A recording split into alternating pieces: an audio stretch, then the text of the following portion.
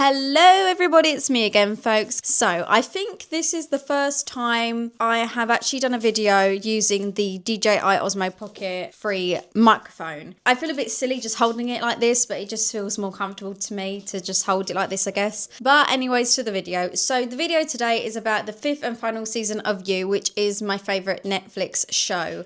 Some people hate it, some people are absolutely obsessed with it. I'm one of those people that is absolutely obsessed with it. And considering it's like been talked about quite a lot on the internet, and plus a lot of my content is like filmography related and stuff like that, I wanted to sort of basically share my thoughts on the 5th and final season just as part of the content that I'm pumping out onto this channel at the moment, but not for the sake of it. I really wanted to do a video on it because I've seen a lot of headlines on the 5th and final season of You basically saying how it was disappointing, it didn't live up to the show's legacy and stuff like that. I basically wanted to respond to that and sort of share my views on it and explain why I think the show was disappointing. Whilst I personally felt it was great, I loved it, but I think there was a lot of missed opportunities in the 5th and final season, and I'm going to tell you why. So obviously there's been a lot of talk around the 5th and final season of You and why people think it was disappointing. I did really want to do a spoiler-free sort of video, but it's impossible to share my thoughts, opinions and feelings about the show without talking about the spoilers basically. So I'm really sorry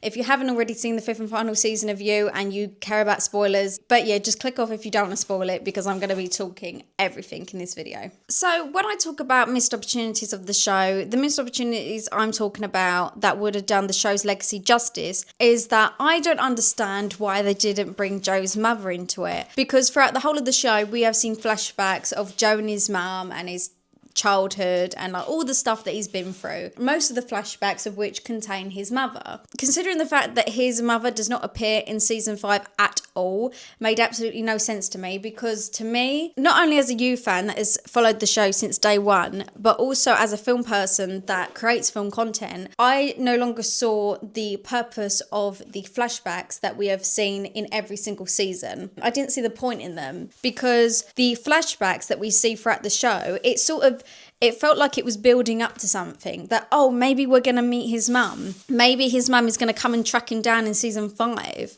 and that's going to be part of the plot. That's going to be part of the twist, and he's going to get a lot of answers to his traumas that he doesn't have so far. And also another reason it didn't make sense for his mum to not appear in season 5 is the fact that he has become a public figure.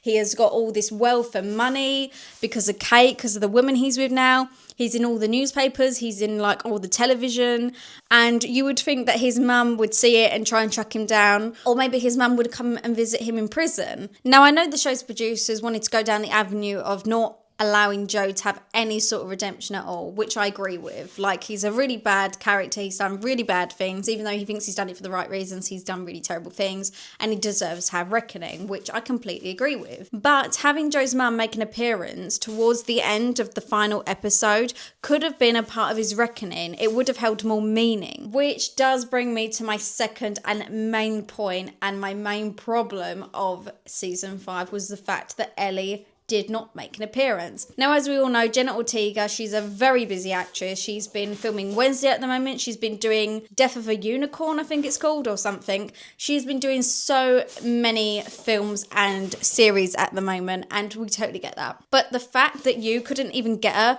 for literally a 1-minute phone clip to add to the social media speculation scene. Leave it to social media to be my downfall. He's twisted. Shit, Dark. not Dottie. Joe Goldberg killed both my babies. Love and 40 are dead because of him. He's the crazy one. Oh, pour yourself another glass, Dottie. Your darling baby girl was a psychopath, and she was the one that locked me. Us. Locked us. These two. Me and my beloved here in a damn Lucite cage. That psycho absolutely killed my best friend, Peach. Joe was my neighbor when I was a kid. Oh, Paco's still an angel. My mom used to date this guy that was really abusive. No, don't share the incriminating part. And Joe literally saved us. Shut the fuck up, Paco. I'm Ethan. Ethan, not you. I used to work with Joe. I always found him to be a good dude. Thank you, Ethan.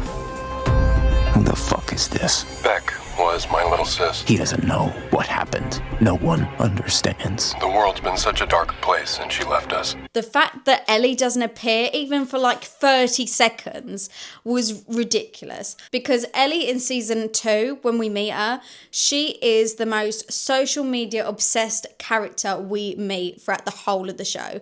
She is actually probably the only character that I think taught Joe how to navigate social media in a very clever way. She taught him all about hashtags, she taught him a lot of stuff. And Ellie is probably the main character that deserved a lot of justice in season 5. Granted the fact that Joe locks her older sister Delilah up in the glass box in the cage. Even though he didn't directly kill her at his own hands, it was his fault. So Ellie's character deserved a lot of justice. She deserved some screen time.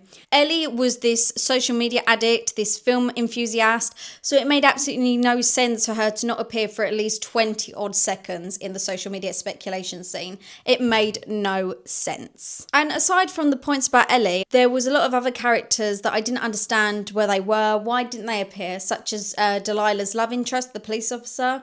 I think he could have been one of the people in the social media speculation scenes that would have come out on TikTok and said, oh yeah, Delilah disappeared. There was just a lot of characters that were completely forgotten, such as Matthew Angler, I think his name was, and the son of Theo.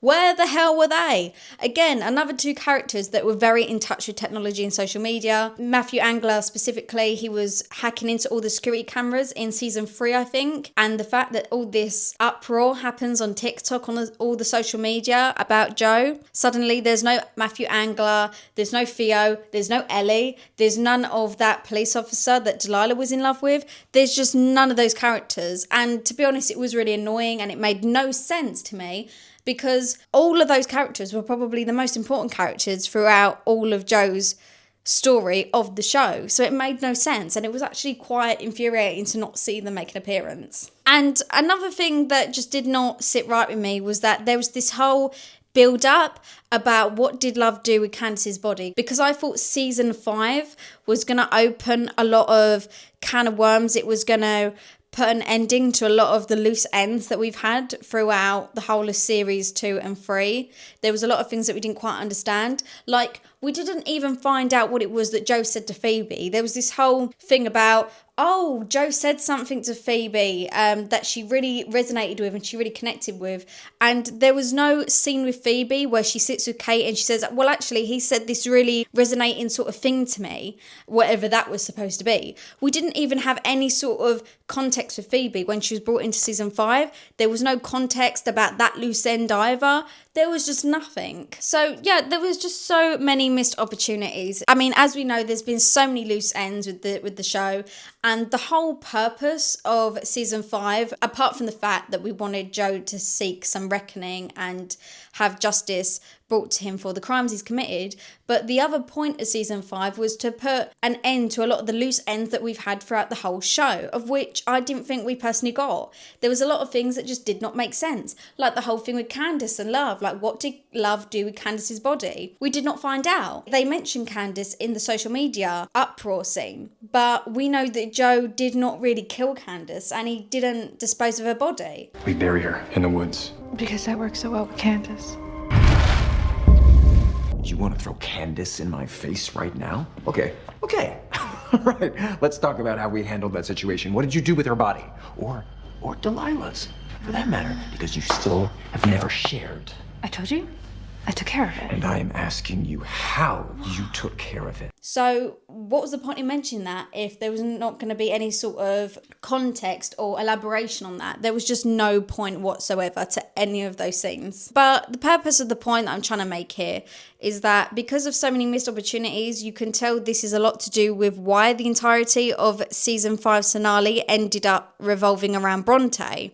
And I do want to say I loved Bronte's character and the twist surrounding her character, but at times it did feel as though it unnecessarily took well-needed spotlight off other needed developments of the story, because there are so many loose ends from Joe's past besides Beck. I mean, yeah, we revisit Beck and we get the whole plot twist of how Bronte knew Beck and how Bronte's real name was Louise and all of this. And that was great. I thought that was really clever, that not only did they bring it back to New York, but they also brought season 5 straight back to season 1 of Beck's story and how Beck has this student that she teaches called Louise, and then Louise becomes Bronte. I thought that was so clever. It was brilliant. But it felt to me that the producers wasted a lot of screen time to make the whole of season 5 revolve around yet another affair that Joey's having with another woman. And yes, that is the pattern of the show. But it did feel as though they focused too much on Bronte when they could have used a lot of other screen time to tie up a lot of loose ends of things that we still didn't get answers to. And that was the whole other point of season 5, to get answers to a lot of other mysteries that we did not really know the answers to. I do, however, want to slide in quickly here and mention how Charlotte Richie's character Kate was also very good with how they did balance some of the topics that they did raise with other types of abuse and cheating, even though I have expressed that, yeah, the show did once again become quite repetitive with Joe's cheating behaviour. They did give way for Charlotte Richie's character to also try and bring Joe back to earth about how much of a bad character he is. And we did actually see a lot of developments with Kate in this series. I wasn't actually too keen on Kate's character. She was just very bland. There wasn't much to her. She was full of attitude. But in series 5, I really loved how Charlotte Richie was able to experiment a lot more of her character in this series here, and you will see it in this following clip. I think that you killed your first wife. What the fuck? How? Could you? You know what she tried to do to me! You're fucking your shop girl. Go ahead, please. Deny it. I want to see the look in your eye as you gaslight me, so I have a reference for the last 3 years. There was a time when I thought you understood me. Oh, how could I, when you didn't tell me the whole truth? I gave you my heart. You took it right back when you saw mine. You have killed so many people. So have you, Kate. I forgave your past. Because you could forgive mine, but now you've twisted the story to make me out to be the only villain. And that's how we end up with the son finding a giant fucking hunting knife underneath his mother's pillow. There, it's that. Thank you. I see all of you now, and I don't think I'll ever be gaslit again. You come one step closer. Remember, our son is upstairs. Joe, Come on. I want you to do it. Stab me if that's who you think I really am. I would have done anything for you. Anything. And you took that and you used it. You benefited from it and then you rejected me for it. And I know that deep down when we got married, you knew all of this. You are not a victim either. I know. So yeah, as you can see, Charlotte Richie's character was immense in this. I really liked Kate in series 5 as opposed to series 4, where I just really didn't like her. I don't think her character had any sort of development whatsoever, but in series 5 she was amazing, and as you can see from this clip, it was really powerful. But having said that, it felt as though the show's producers tried to also make another affair story out of this. But we did already see this with Love Quinn in season 3. Of course, it did create some tension and drama, and you see it in this clip. It does bring a lot of issues to the surface, and it gives Kate a bit of a wake-up call, which is all great. But it felt as though the show was a little bit repetitive in this, and this is sort of the point that I tried to make in this video about how Bronte, she is a new character being brought into the show as opposed to Love that was in it for a good 2 full seasons, and Bronte is a very new character and she is in it for like very briefly in comparison to the rest of the show's legacy. So Bronte becoming very important so quickly, it just raised some issues here. And when I say that, I mean in comparison to the rest of all the other seasons that we've had throughout the show. She is a character that sort of came in out of nowhere, and they have sort of tried to raise her importance a little bit too quickly, too much, too soon. Yeah. But yeah, all these points that I've pointed out, I think all these are the reasons that season 5 was such a disappointment. Mainly because, in a nutshell, there was a lot of opportunities that were missed of season 5. There was a hell of a lot of opportunities. A lot of developments with a lot of characters that could have been brought onto the screen. And we could have just seen a lot of elaboration to a lot of Joe's past, a lot of his story in the present. Just so much development was missed, I think. And I think that was the issue. I think Bronte took the spotlight a lot, even though she was an amazing character and I loved her as a character, but this wasn't supposed to be her story. But having said that, I do want to make it clear that I love the fact that they made sure to express the importance of Beck and show that she didn't deserve to die, and they made her character important towards the end, and they redact all the add-ons that Jo has contributed to her book. Guinevere, Beck. The one I can't outrun. You finished Beck's book after you murdered her, right? It wasn't enough that you took her life, you had to take her fucking voice too? You took what was hers, you made it yours. Redact yourself, take out every fucking word you added. Since the day we met, Jo, you have been erasing me. Piece by piece. My intuition, my compass, myself. The least that I can do is erase you. The fact that Bronte takes all the bits that Jo added into her book, she redacts all the stuff that he added into the book and she makes it more Beck. Even though that they made it the story of the victims towards the end, which was completely respectful and brilliant and clever. But up until episode 5, I think it should have been a bit more about Jo, a bit more about his mum being involved, I think. Before we met, you were lost. That's something you share with Beck. Actually, it's what you connected to in her work. It's a deep fear of being nobody. And you were scared of me. I can see that. But now I think you're more scared of the absence of me, because if I'm gone, then no one will ever love you like I do. Ever again. You fixated on me because you couldn't stand being Louise Flannery any longer. And so you tricked me over and over and over. What did I do? I embraced you anyway. Now, I just want to interrupt myself here to just express how much I adored this scene that I have just shown you here. This scene was so powerful and it held so much meaning between Bronte and Jo, because what the show did so well is that it expressed the manipulation that Jo tries to put on Bronte. He tries to play on her vulnerabilities and her weaknesses. Now, the reason why this particular scene was so incredible was because it was showing the most realistic portrayal of what emotional abuse is, of what mental abuse is, and that is what was so good about the show. This was probably the producer's main aspect of Series 5, and they did it so well. But what I'm trying to explain in this video is that the show forgot a lot of other elements of Jo's life, and if they'd brought all the other elements into his life, such as Ellie, Jo's mum, Matthew Angler and Theo, all those other elements of Jo's journey also falling into place would have helped to bring meaning to the rest of the story instead of just focusing on Bronte as a character. And the reason focusing on Bronte as a character does become an issue is because she has not been part of Jo's life long enough for it to hold this much meaning to then put a staple on it to become her story. I just didn't agree with it, even though it was a great, meaningful scene here. And it was meaningful, it was wonderful, but it just missed a lot of other elements that would have made it a full 5-star series. But, you know, despite that, Bronte was a great character because she gave opportunity to bring light on topics such as emotional manipulation, mental abuse and misogyny. So it was amazing. It was as if the producers had forgotten all the other characters. So even though this was such a powerful final episode, I think it would have helped to also bring justice to all the other characters besides just Bronte and Beck. But it was cool to see Bronte become the hero of this story nonetheless. It was always gonna end this way, wasn't it? No, it didn't have to! But you're ungrateful! You're spiteful! I made you special!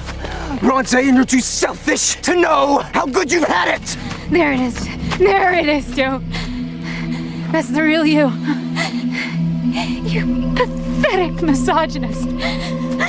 You know, even though Beck is such an important character, and even though the twist around Bronte's character was so good, I just think a lot of other characters and a lot of other parts of Jo's story was completely missed. It was almost as if season 2 and season 3 had just been completely forgotten. That's how it felt. I feel like the script on season 5 was just completely in respect to season 1, and that was it. Like, none of the other seasons really mattered, and that's what made no sense to me, because this has been like a 6 or 7 year running show. That's how long this show's been going for. So it just didn't make sense because there was so many more characters. There were so many more developments that could have been done with this.